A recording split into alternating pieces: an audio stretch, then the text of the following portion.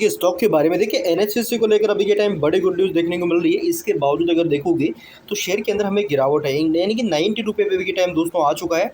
देखिए करना क्या है, क्योंकि अपने ऑल टाइम हाई से भी ये टाइम बाई शेयर कम से कम 25% की गिरावट में मिल रहा है। एंड यहाँ से या तो हम निकलना चाहिए या हमें एंट्री लेना चाहिए, क्योंकि देखिए हमेशा गिरावट सही भी नहीं होती एंड हमेशा गिरावट यहाँ पे गलत भी नहीं होती। कई बार गिरावट एक बड़ी अपॉर्चुनिटी लेके आती है, जिस प्रकार अभी के टाइम एनएचपीसी में आपको दिख रहा है।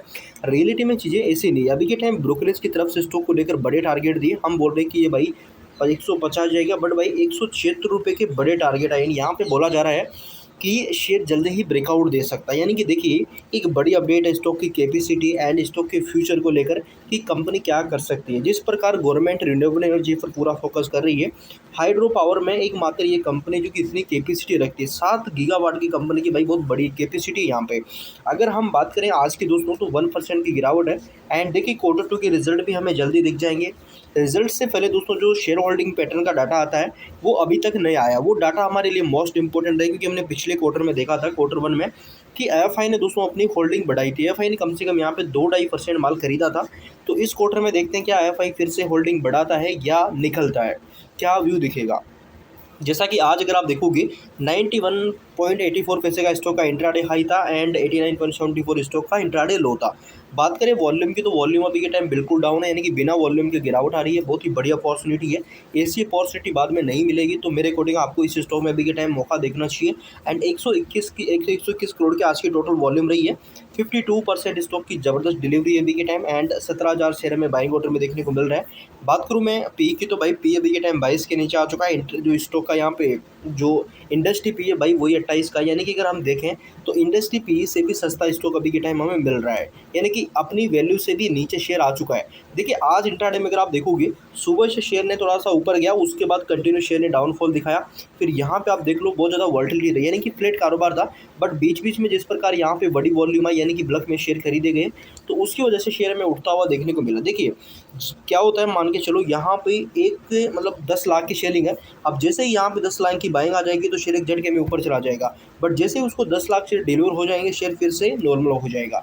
तो इस स्थिति में जब भी कोई शेयर ऐसे उछाल देता है तो वहाँ पे क्या होता है, एक बड़ी बाइंग आती है। तो उस बाइंग की वजह से शेयर में दोस्तों एकदम से ऊपर आता हुआ नजर आता है।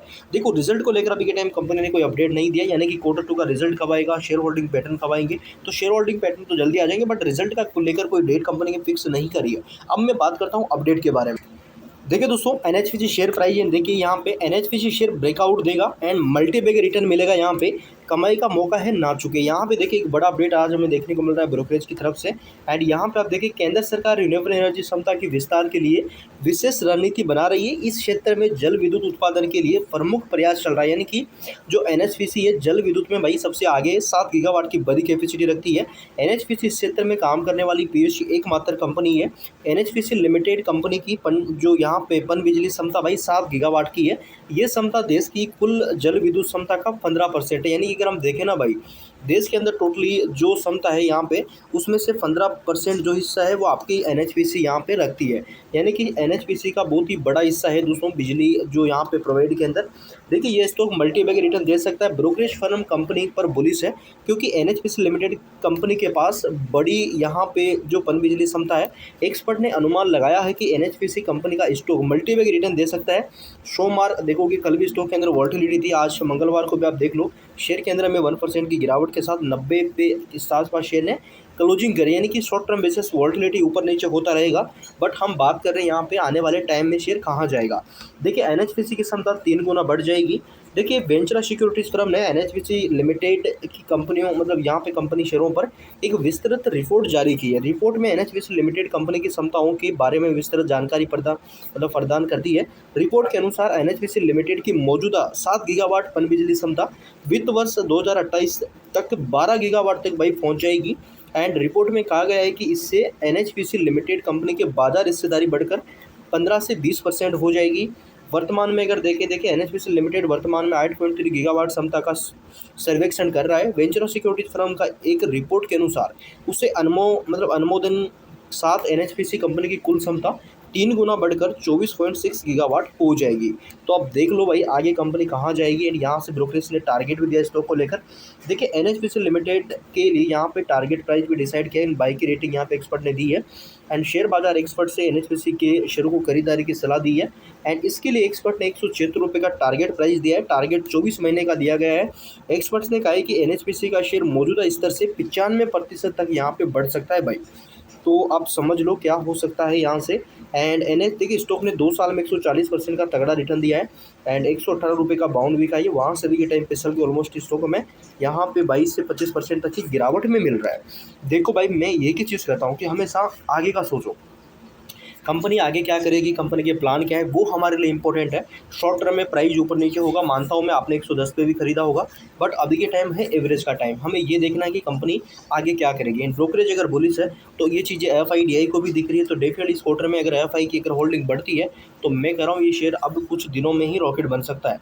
यानी कि एफआई पिछले 6 महीनों से कंटिन्यू अगर खरीदारी कर रहा है, अगर इस क्वार्टर में भी एफआई होल्डिंग बढ़ाता है तो फिर आगे शेयर के अंदर दोस्तों बड़े एक्शन की तैयारी हमें कर लेनी चाहिए। देखिए अभी के टाइम अगर हम बात करें दोस्तों पावर शेयरों के बारे में तो टोटली वॉलेटिलिटी, क्योंकि रिजल्ट इसके मतलब जो रिजल्ट है उसका टाइम आ चुका है। अब यहाँ पे रिजल्ट को लेकर ये शेयर रिएक्ट करेंगे। बात करूँ मैं यहाँ पे एनएचपीसी के बारे में तो डेफिनेटली आज वॉलेटिलिटी, बट इस वॉलेटिलिटी का संकेत यानी देखो मैंने एक चीज़ देखी है मार्केट में कि जब भी शेयर को भागना होता है वो एक बार डिप देता है, यानी कि एक बड़ा डाउनफॉल देता है, वहाँ से फिर भाई वो पीछे मुड़ के नहीं देखता है। अब यहाँ पे वही स्थिति आने वाली है।